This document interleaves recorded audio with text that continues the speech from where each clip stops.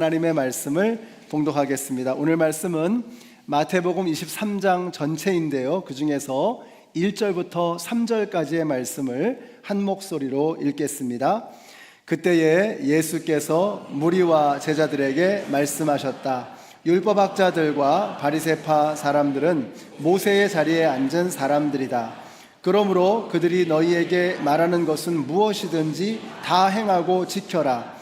그러나 그들의 행실은 따르지 말아라. 그들은 말만 하고 행하지는 않는다. 주님의 말씀입니다. 제가 오늘 내일 모레가 추석이라 그래요. 그래서 아까 한글학교 내려가서 추석 때는 인사 어떻게 합니까? 그랬더니 해피 땡스기빙이 아니고 해피 추석, 메리 추석 이러시더라고요. 한번 옆에 분들에게 이렇게 말씀해 주세요. 행복한 추석 되시기를 바랍니다. 한번 인사해 주세요. 행복한 추석 되시기를 바랍니다. 벌써 추석이 왔습니다. 올해는 정말 한 해가 빨리 간 것 같습니다. 마태복음 23장은 참 어려운 말씀입니다. 제가 보통 때 같으면 말씀을 들고 단위에 설 때, 또 교회 올 때 발걸음이 참 가볍고 설레는 마음이 있습니다. 오늘은 어떤 은혜를 주실까? 근데 오늘은 참 걸음이 무거웠습니다. 이 말씀이 참 아픈 말씀이기 때문입니다. 설교자에게는 말씀을 전하면서 찔리고, 또 듣는 성도님들에게는 말씀을 들으면서 찔리는 그런 말씀이기 때문입니다. 그래서 우리 자녀들과 함께 우리가 매주 같은 본문으로 말씀을 듣고 있잖아요. 연초에 이 말씀들을 다 정해놨는데 그게 아니었다면 어떻게든 이 본문은 좀 피해보고 싶은 그런 참 어려운 말씀입니다. 자, 그러면 왜 이렇게 찔리고 아프냐? 당시에 예수님께서 가장 혹독하게 책망하셨던 사람들이 바리새인들과 율법학자들이거든요. 근데 이 사람들에게 야단을 치시는 내용이 꼭 저에게 하시는 말씀 같아서인 것 같습니다. 오늘 23장은 세 가지의 내용입니다. 너희가 모세의 자리에 앉지 말아라.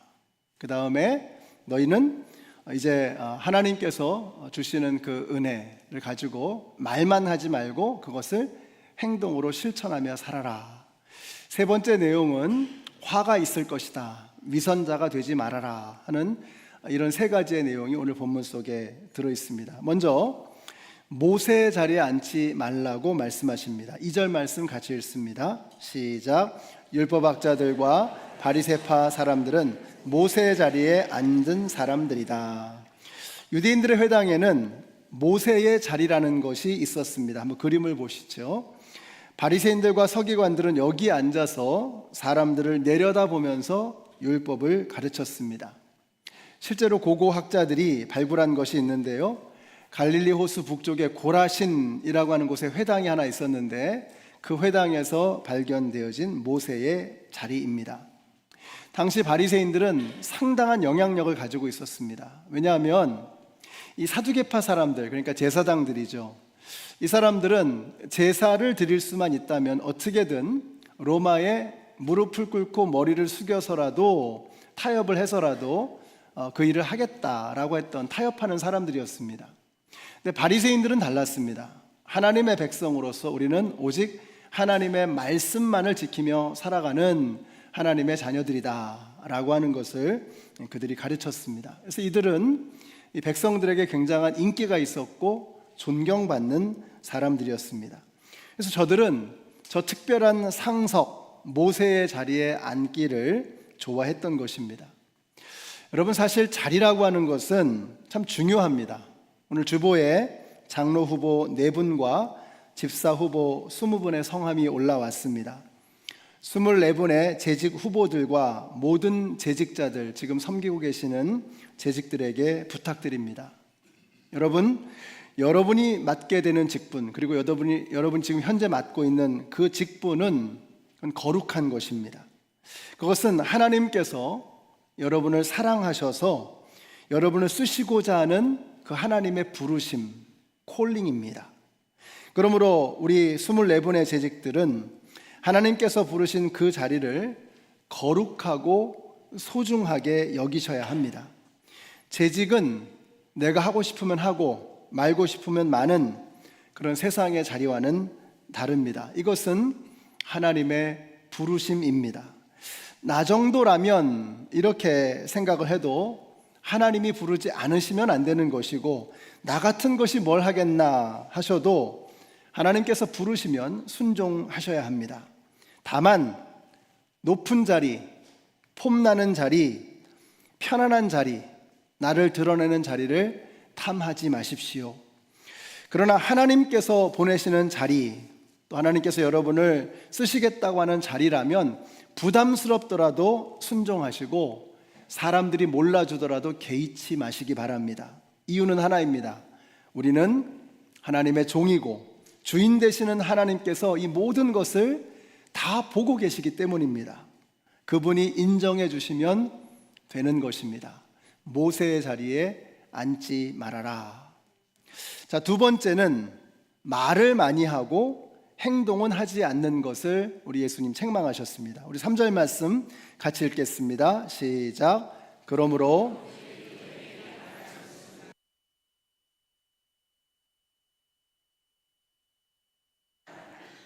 말만 하고 행하지는 않는다. 자, 말은 많이 하고 행동은 없는 사람을 뭐라고 할까요? 네, 한번 보여주시면 불한당이라고 합니다. 아니 불자에 땀 한자 그리고 물이 당자죠. 송강호 씨가 넘버 3라고 하는 영화에서 이 불한당의 얘기를 잘 해줬습니다. 땀을 흘리지 않는 사람들, 말은 많이 하는데 땀을 흘리지 않는 사람들, 주님께서 책망하셨습니다. 너희들은 말만 하고 행동을 하지 않는 불안당이 되어서는 안 된다라고 말씀하신 것입니다. 여러분, 땀은 우리 몸에서 열을 내리게 하는 냉각 장치입니다. 그래서 몸이 37도 이상을 넘어가게 되면 뇌에서 신호를 내려서 200만 개가 넘는 땀구멍에서 땀을 분비하기 시작합니다. 자, 그러니까 땀은 언제 나는 거예요? 몸에 열이 오를 때, 그러니까 뜨거워지면 땀이 나는 것입니다. 우리 성도님들이 땀이 나는 성도들이 되시기를 바랍니다. 예배할 때 뜨거워서 땀이 나야죠. 기도할 때, 찬양할 때 땀이 나야 합니다. 우리가 주님을 섬길 때 땀이 나야죠. 아마 지금도 방송실에서는 땀이 날 겁니다. 분주하게 바쁘시게 우리 교실에서 선생님들이 아이들과 함께 땀을 흘리고 계실 것입니다. 여러분들도 예배하는 중에 땀이 나셔야 돼요. 아니, 에어컨이 이렇게 잘 나오는데 무슨 땀이냐. 여러분, 우리가 왜 예배를 드리면서 뜨거워지지 않을까요? 왜 땀이 나지 않을까요? 예배를 관망하시고 관찰하시고 청중평가단이 되어서 성가대 잘하나? 찬양팀 연습 많이 했나? 설교를 어떤 걸 하나? 이렇게 점수를 매기고 계시는 거예요. 그러니까 예배 중에 뜨거워지지 않는 것입니다. 예배는 지난주에 말씀드렸죠. 예배는 그런 것이 아니다. 예배는 납작 엎드리는 것이라고 했습니다. 하나님이 아니면 살 소망이 없습니다. 하나님이 붙잡아주지 않으시면 저는 살아갈 방법이 없습니다. 제 이 병든 몸과 마음, 예수님의 옷자락에 손만 닿아도 나을 줄로 믿습니다. 라는 이런 간절한 마음으로 뜨겁게 예배하면 여러분, 우리의 영혼에서 땀이 흐르게 되는 것입니다. 우리 예배가 이렇게 간절한 예배, 뜨거운 예배가 되시기를 축복합니다. 예수님의 책망이 뭐예요? 첫 번째는 모세의 자리에 앉는 것, 두 번째는 불안당이 되는 것, 자, 세 번째는 뭐예요? 위선자가 되는 것입니다. 위선자가 되는 것. 예수님이 싫어하셨어요. 13절부터 36절까지의 내용이 바로 이른바 7화, 7가지의 화 있을진저, 예수님의 무시무시한 책망의 말씀입니다. 자, 그런데 바리새인과 율법학자들에게 계속해서 책망하시면서 말씀하시는 게 뭐냐면요, 위선자들아. 그래서 7가지의 화를 말씀하시면서 6번 책망하십니다. 위선자들아. 위선자라고 책망하고 계세요. 자, 위선자라고 하는 이 말은 원래 이 히포크리테스라고 하는 단어를 씁니다. 영어가 여기에서 히포크리트이라고 하는 단어가 나온 것이죠. 위선자라는 뜻입니다. 근데 휘포크리테스라고 하는 이 단어는 원래는 어떤 뜻이었냐면 그냥 배우, 연극 배우, 연기자 이런 뜻이었습니다. 왜냐하면 옛날에는 연극을 할 때 가면을 쓰고 했거든요. 그러니까 가면을 쓰고 하니까 웃는 표정의 가면을 써도 그 속 안에서 아무리 인상을 찡그리고 있어도 웃는 표정이 연기가 되는 것이죠. 자, 그래서 이 휘포크리테스라고 하는 이 단어를 일상생활에서 사용하면서 위선자라고 하는 의미로 나중에 사용하게 된 것입니다. 오늘 예수님께서 말씀하시는 것입니다. 신앙생활하면서 연기하지 마, 가면 쓰지 마라고 말씀하시는 것입니다. 사랑하는 성도 여러분, 신앙생활은 가면을 쓰는 연극이 아닌 것입니다. 자, 어떤 가면을 썼느냐? 7가지의 가면을 말씀하고 계세요. 13절 같이 읽습니다. 시작. 율법학자들과 바리새파 사람들아, 위선자들아, 너희에게 화가 있다. 너희는 사람들이 들어오지 못하도록 하늘나라의 문을 닫기 때문이다. 너희는 자기도 들어가지 않고 들어가려고 하는 사람도 들어가지 못하게 하고 있다. 자, 자기도 들어가지 않고 남도 들어가지 못하게 하는 사람들, 남 이야기가 아닙니다.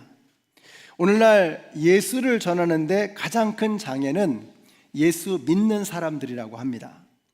믿는 사람들을 보면서 나도 저렇게 되고 싶어 해야 되는데 나는 저러고 싶지 않아, 이렇게 되는 겁니다.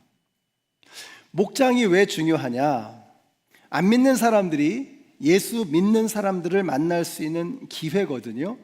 그래서 나도 저 사람들과 함께 하고 싶어, 저 사람들 너무 좋아, 저런 데 끼고 싶어. 자, 이렇게 돼야 되는데, 근데 목장에서 누구를 비방하고 은혜롭지 못한 말들이 오고 가고 무슨 재산 자랑, 학벌 자랑, 명예 자랑 이런 거 하고 있으면 안 믿는 사람들이 뭐라 그러겠어요? 내가 왜 굳이 여기까지 와서 이런 걸 해야 돼? 이렇게 생각을 하겠죠. 자, 여러분, 뭔가 목장에서 또 그리고 교회에서 세상에서는 느낄 수 없는 어떤 것이 느껴져야 합니다. 이 사람들에게서 어떤 진실함, 나를 정말로 사랑해주고 나를 정말로 생각해주는 어떤 그런 관심, 이런 것들이 느껴져야 하는 것입니다. 그래서 나도 이 사람들하고 정말 친해지고 싶어, 이런 마음이 들어야죠. 자, 그 다음에 15절 말씀 보세요. 두 번째 가면입니다. 15절 시작. 율법학자들과 바리새파 사람들아, 위선자들아, 너희에게 화가 있다. 너희는 개종자 한 사람을 만들려고 바다와 육지를 두루 다니다가 하나가 생기면 그를 너희보다 배나 더 못된 지옥의 자식으로 만들어 버리기 때문이다. 자, 복음을 위해서 바다와 육지를 마다하지 않고 달려가는 사람이라면 굉장한 열심이죠. 근데 그 열심을 어떻게 해요? 다른 사람을 지옥으로 끌고 간다는 것입니다. 어제 어느 목장을 방문했는데 말씀을 나누는 중에 자기 집에 여호와의 증인이 방문을 했다는 겁니다. 이 사람들은 어떻게 알았는지 이 한인들의 주소를 다 이렇게 알아가지고 가가호호 방문하면서 자기들이 믿는 것을 전도하는 것입니다. 대단한 열심이죠. 그런데 제일 위험한 사람이 열심은 있는데 엉뚱한 방향으로 가고 있는 사람입니다. 바울이 바로 그런 사람이었습니다. 자, 그러다가 그가 예수님을 만나서 인생의 방향, 인생의 길이 달라졌던 거예요. 바울이 이렇게 고백합니다. 그들은 하나님을 섬기는 일에 매우 열심입니다. 그러나 그 열심은 바른 지식에서 나온 것이 아닙니다. 자기 자신을 두고 한 얘기입니다. 사랑하는 성도 여러분, 바른 지식이 장착되지 않은 열심은 대단히 위험합니다. 그래서 우리가 말씀을 제대로 배워야 합니다. 하나님의 뜻을 바르게 깨달아야 합니다. 옛날에 다 해봤어 이러시면 안 되고요, 계속해서 배우기를 멈추지 마셔야 합니다. 소경이 소경을 인도할 수 없는 것처럼 교회의 리더들, 일꾼들은 더 열심을 내서 배우셔야 합니다. 이번에 성경 공부 등록하신 분들이 꽤 많으신데 청년들도 굉장히 많더라고요. 말씀을 한번 제대로 배우시고 바른 지식과 뜨거운 열심으로 살아가실 수 있는 우리 모든 성도님들이 되시기를 예수님의 이름으로 축원합니다. 자, 세 번째 가면 같이 읽습니다. 시작. 눈먼 인도자들아 너희에게 화가 있다. 너희는 말하기를 누구든지 성전을 두고 맹세하면 아무래도 좋으나 성전에 금을 두고 맹세하면 지켜야 한다고 한다. 어리석고 눈먼 자들아 어느 것이 더 중하냐? 금이냐? 그 금을 거룩하게 하는 성전이냐? 무엇이 중한디? 성전이 중하죠. 성전에 있는 금이 중요한 게 아니죠. 그런데 금이 더 중요해 보이는 것입니다. 시야가 좁아서 그렇습니다. 코앞에 보이는 번쩍거리는 것만 보이는 것입니다. 여러분, 이제 우리가 이 본당을 다시 리마들하게 될 것입니다. 기대가 됩니다. 아주 멋있는 우리 본당이 만들어지지 않을까 기대가 됩니다. 근데 본당만 하는 게 아니고요, 교육부서들의 예배 환경, 교육 환경을 이제 바꿔나가고 개선해 나가는 그런 큰 그림을 그리고 있습니다. 근데 이 큰 그림이 없을 땐 제가 좀 마음이 불편했어요. 우리 이 본당만 이렇게 깔끔하게 꾸려놓고 아이들 환경은 나 몰라라 하는 그 마음이 애들한테 너무 미안한 거예요. 근데 제 마음속에 큰 그림을 이렇게 그려놓고 나니까 이렇게 차근차근 1단계, 2단계, 3단계, 4단계 쭉 해나가서 이제 우리 교회가 전체적으로 이렇게 아름다운 모습을 갖추게 될 것을 마음속에 그리니까 1단계를 밟아나가는 것이 그렇게 큰 문제가 되지 않는 것을 느꼈습니다. 교회에서도 그렇죠. 우리가 뭘 할 때 항상 그렇습니다. 빅픽처를 봐야 되는 거예요. 큰 그림을 보지 못하고 작은 것에만 시선을 빼앗기면 우리가 잘못된 길로 나아갈 수가 있다는 것입니다. 자, 그 다음에 23절의 말씀, 네 번째 가면입니다. 같이 읽겠습니다. 시작. 율법학자들과 바리새파 사람들아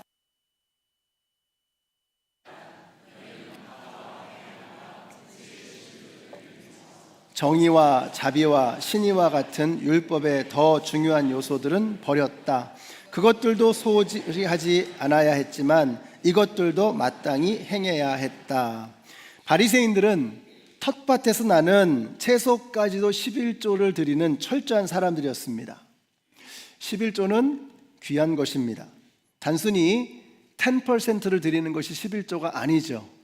하나님께서 나에게 주신 모든 것에 첫 번째 것을 드리는 것, 가장 소중한 것을 드리는 것, 그것이 11조의 정신입니다. 그래서 11조라고 하는 것은요, 그래서 그 첫 번째 것을 드림으로써 그 뒤에 딸려오는 나머지 모든 것들이 다 하나님의 것임을 고백하는 것입니다.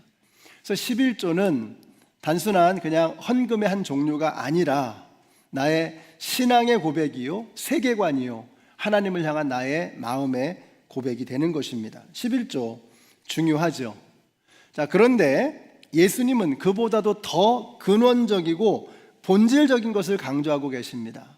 그것은 정의와 자비와 신의라고 하는 율법의 더 중요한 요소들이었습니다. 여러분, 형식이라는 건 참 중요한 겁니다. 그러나 형식이 중요한 것은 그 형식이라고 하는 그릇에 담겨질 내용물이 중요하기 때문인 것입니다. 우리의 몸이 지금 예배 자리에 나와 있죠. 중요한 것입니다. 근데 그 예배에 무엇을 담느냐가 중요한 것입니다. 우리가 10분 일찍 오고 끝까지 예배 드리고 예배 시간에는 예배에만 집중하고, 이것은 그릇을 잘 만드는 것입니다. 자, 이렇게 그릇을 잘 만들었는데 그 안에 공허한 것을 채워놓는다면, 하나님 앞에 부끄러운 것을 채워놓는다면 그것은 잘못된 것이죠. 형식은 대단히 중요한 것입니다. 근데 왜 형식이 중요하냐? 그 안에 중요한 것을 담을 것이기 때문인 거죠.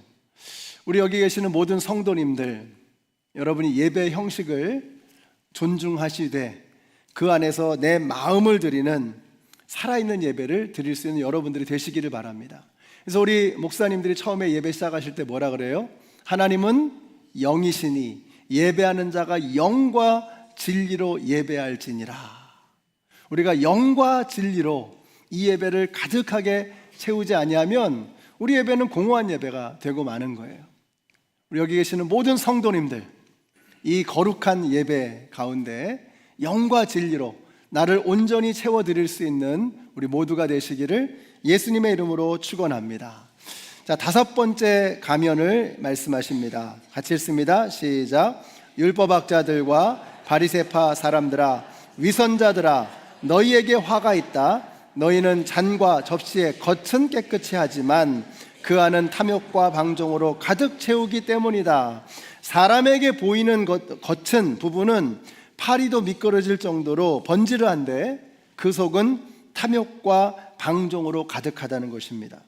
물론 우리가 완벽할 수는 없습니다. 우리는 뼛속까지 죄인이지요. 자, 그러나 여러분, 우리가 완벽할 수 없지만 그렇다고 해서 내 속에 추악한 것이 그냥 남아 있어도 괜찮다는 뜻은 아닌 것입니다.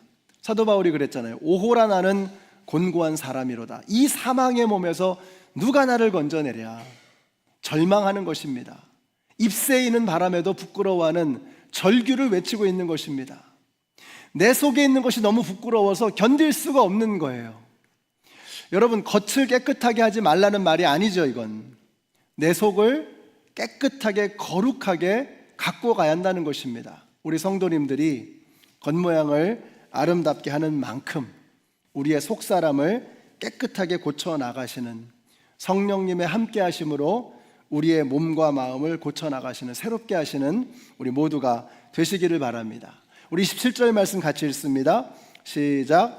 율법학자들과 바리새파 사람들아, 위선자들아, 너희에게 화가 있다. 너희는 회칠한 무덤과 같기 때문이다. 그것은 겉으로는 아름답게 보이지만 그 안에는 죽은 사람의 뼈와 온갖 더러운 것이 가득하다. 여러분, 무덤에 회칠을 하는 이유는 두 가지입니다. 하나는 그냥 깨끗하게 보이기 위한 것이고요. 또 한 가지는 이게 부정한 것이기 때문에 사람들이 닿으면 그 사람도 부정해져서 예배를 드릴 수 없게 되거든요.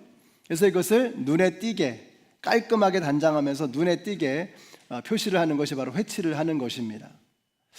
회칠한 무덤이라고 했습니다. 그 안에 죽음의 권세가 가득한 거예요. 이 말씀이 특별히 아픈 것은 이게 우리의 영적인 상태를 너무나 적나라하게 보여주는 것이기 때문에 그렇습니다. 우리는 얼마나 멀쩡합니까? 우리는 얼마나 아무렇지도 않게 여기 나와 있습니까? 근데 과연 내 안에 생명이 가득한가? 아니면 죽음과 추악한 것이 가득한가? 우리 예수님께서 오늘 말씀하고 계세요. 회칠한 무덤이요. 사랑하는 성도 여러분, 예수님께서 내 안에 들어오시면 내 안에 죽은 뼈다귀가 살아나게 되는 것을 믿으시기 바랍니다. 죽음의 권세, 어둠의 권세가 떠나가게 되는 것을 믿으시기 바랍니다. 무덤 문이 열리고 생명 역사가 나타나게 되는 것을 믿으시기 바랍니다. 오늘 예수님께서 이 말씀을 하시는 거예요. 너희가 겉모양 깨끗한 거 좋다. 그러나 회칠한 무덤으로 남아있어서는 안 된다는 거예요. 생명으로 일어서라고 말씀하고 계시는 것입니다. 자, 마지막 7번째 가면입니다. 같이 읽습니다. 시작. 율법학자들과 바리새파 사람들아, 위선자들아, 너희에게 화가 있다. 너희는 예언자들의 무덤을 만들고 의인들의 기념비를 꾸민다. 그러면서 우리가 조상의 시대에 살았더라면 예언자들을 피 흘리게 하는 일에 가담하지 않았을 것이다 하고 말하기 때문이다. 어떤 사람들은 늘 조상 탓, 남 탓합니다. 그러나 여러분, 예수님이 내 안에 들어오시면 그런 것들은 다 소용이 없는 것입니다. 가계에 흐르는 저주가 있습니다. 악한 권세는 대를 이어서 계속해서 악한 영향을 미치게 되지요. 여러분, 우리에게 팔자와 운명이 있습니다. 죽음이라는 팔자, 죽음이라는 운명, 어느 누구도 거스를 수 없는 그 팔자와 운명이 있습니다. 그러나 여러분, 예수님께서 우리의 삶에 들어오시면 가계에 흐르는 저주가 끊어지는 것을 믿으시기 바랍니다. 예수님이 내 삶에 들어오시면 죽음의 권세, 죽음의 팔자, 죽음의 운명은 꺾어지는 것을 믿으시기 바랍니다. 그러니까 이제는 더 이상 남 탓, 환경 탓, 조상 탓 하지 말아야 합니다. 예수님이 우리와 함께하고 계시는 거예요. 누구든지 그리스도 안에 있으면 새로운 피조물이라 이전 것은 지나갔으니 보라 새 것이 되었도다. 우리가 예수님 안에 거하면 옛 것은 다 지나가고 우리가 예수님 안에서 완전히 새로운 존재로 거듭나게 되는 것을 믿으시기 바랍니다. 오늘 말씀을 마치겠습니다. 질문입니다. 여러분께 질문을 드립니다. 오늘 말씀을 들으면서 누구를 생각하셨습니까? 나의 가슴을 치셨습니까? 아니면 이 말씀으로 누군가를 치셨습니까? 만일 말씀을 들으면서 내가 아니고 다른 누군가를 자꾸 떠올리셨다면 여러분, 내가 바로 바리새인입니다. 내가 바로 예수님께서 화 있을진저 위선자여 라고 말씀하셨던 바로 그 위선자입니다. 오늘 말씀이 저에게 어려웠던 이유가 바로 여기에 있습니다. 말씀을 묵상하는데 자꾸 제 생각이 나는 게 아니라 다른 어떤 상황을 생각하고 다른 사람을 생각하고 있는 저 자신을 보면서 야, 이 위선자가 여기에 있었구나.